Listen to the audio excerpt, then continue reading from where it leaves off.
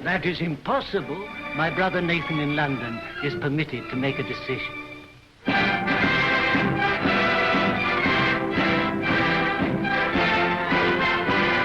Mr. Nathan, it may be that just one more loan will carry us to victory.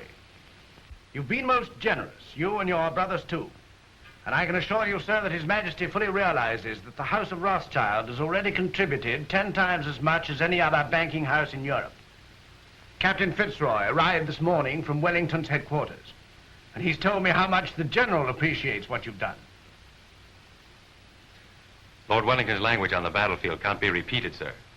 But I've heard him declare that he wouldn't swap any one of those 5 -- Rothschilds for any 5 of Napoleon's -- brigade. May I tell the Prime Minister you agree to one more loan?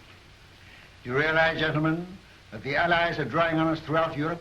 It's money that wins wars. It's money that makes wars. With £5 million, we can hold Napoleon at bay. Mr. Harris, tell the Prime Minister I decline to raise £5 million to keep the Allies fighting Napoleon. I'm sorry. But you can tell Lord Wellington that the 5 -- Rothschilds will let him have 10 million if he'll guarantee to smash Napoleon. Oh, excuse my hat, gentlemen.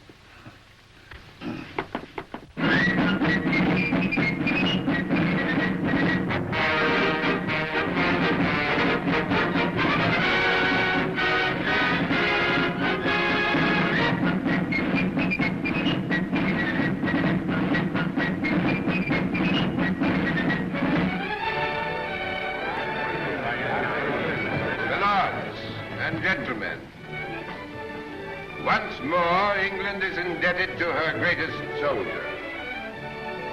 It is my privilege as Prime Minister to thank him on behalf of England for his glorious achievement. We rejoice at your safe return. My lords and gentlemen, charge your glasses. I give you a toast. His Grace, the Duke of Wellington.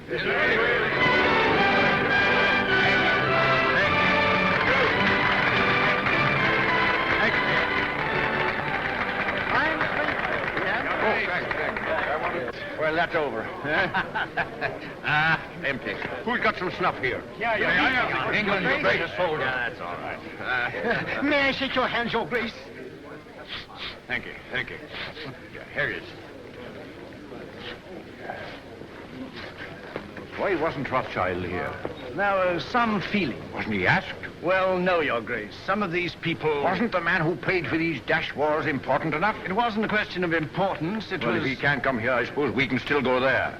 Hey, Fitz, Yes, sir. just as soon as I can get away, we're going to call on Nathan Rothschild. He ought to have been here. Dash light, I call it. More snuff. You know where the old boy lives? Very well indeed, sir. Oh, you young blackguard. I'd forgotten about that daughter of his. Devil.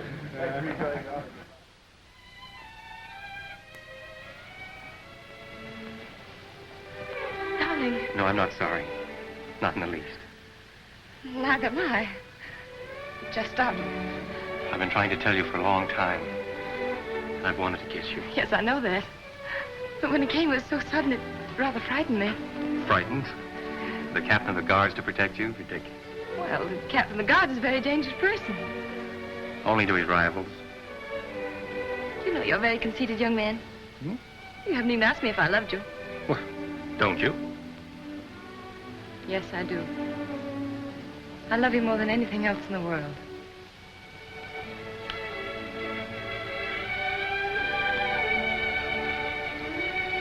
And then tonight, after I've tucked the Duke into bed, I'll call on your father. My speech to him is all ready. I've rehearsed it not less than 1,000 times. To trees at night, to guns, even to horses. I haven't gotten a refusal yet. I'm afraid it's not as simple as that. Some of those horses were pretty difficult customers. It's no use, darling. You're just dodging the real reason. You're being sweet and thoughtful again. But you're not making me forget that you're a Gentile and I'm a Jewess. Think of the shock to our families. This is no longer a family matter. Spitz and Julie.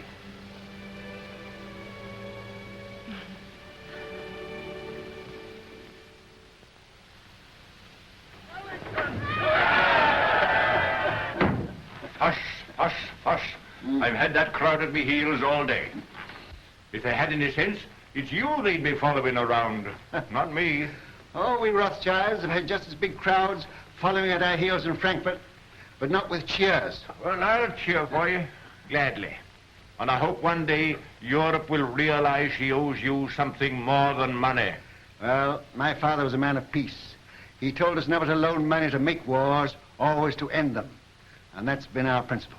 Everybody knows that and respects you for it. No, Your Grace, they don't know it, and they don't respect us. Other bankers are jealous of us. The man in the street thinks we're just Sherlocks, and Europe hides its head for shame because it borrows from the Jews. I suppose you know it's that Prussian fellow, Count Lederans, that's responsible for that rot. I know. He hates me and all my race. He's a proper jackass, Rothschild, and he ought to be hanged. I must admit that the same happy thought has occurred to me more than once. You know, it's a danger having a man like that in authority. Always making enemies. Well, yes, that's a danger, as they may need us again. What do you mean? Well, perhaps we're not out of the woods yet. Why, Napoleon's scotched. Napoleon's in exile, but he's not dead. As good as dead, Rothschild. As good as dead. Ah, perhaps. Another brandy, Your Grace. Ah. I've often thought it would have saved a lot of trouble if Napoleon had been born an Englishman. Oh. Where would I be then? Why, his commanding officer, of course. Oh, thank you. Sound brandy you've got here, Rothschild. To the peace of Europe. Well, I'm a soldier, but I'll drink to that. I see, Rothschild. A little secret. Mind you, I oughtn't to tell you this, but I just heard this morning that they're going to float a dash big loan to put France on her feet. An enormous loan. The biggest thing ever issued. Yes? Well, they've got to do something. France has had 20 years of war and the whole country's torn up. But now they've got peace. They're going to get together, the five allied powers, and help her out. And the banking house that floats this loan will at once become the most powerful in Europe. Its prestige will be enormous. That's it. Now's your chance. Your Grace, I can't sufficiently thank you for this information. Mind you, it's a dash dark secret. But it serves the chuckleheads right for telling me. They ought to know by now I can't keep a secret. Send a message to Mr. Roth and ask him to come to me here at once. Yes, sir. We'll drink to the house that floats the new French loan. To the house of Rothschild. And its greatest member. Huh. Ah, there you are. Miss Julie. Your Grace? Mrs. Rothschild, you've got to watch this young rooster. I'm beginning to understand now why you were always asking for leave to return to London. Now that you do understand, I trust you'll let him come more often. It's against the regulation. Oh? I only saw Julie 5 times, sir. And once when you sent him with the dispatches to the Prime Minister, Julie was waiting for him at the corner of Downing Street. That, I hope, isn't against the regulations, Your Grace. Not if he didn't speak to you. We didn't think you knew about that, Nathan. Ah. I'm afraid it's time to go, Your Grace. All right. You can't fox this man. He's a magician. There's no question about that. Oh, I see, Rothschild. I've been told you knew about Napoleon's abdication 2 days before the War Office did. Is that true? Yes, but then the War Office never knows anything for 2 days after everybody else knows it. Yes, and then they take 2 more days thinking it over. But how did you do it? They say Indians get things by putting their ears to the ground, but you are not an Indian, are you? No, just plain Jerusalem, with a heart of gold. Well, I know something about sending dispatches. My man Fitzroy here is the best at that. But if I had 20 Fitzes, I couldn't do it in that time. You knew about Napoleon's abdication almost as soon as it happened. How the deuce did you do it? A little bird whispered in my ear.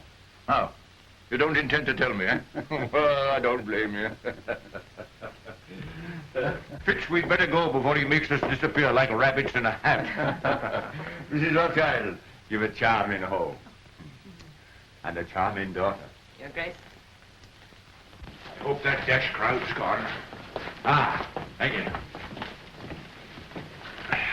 Are they still there? And this is the man who faced the Grand Army.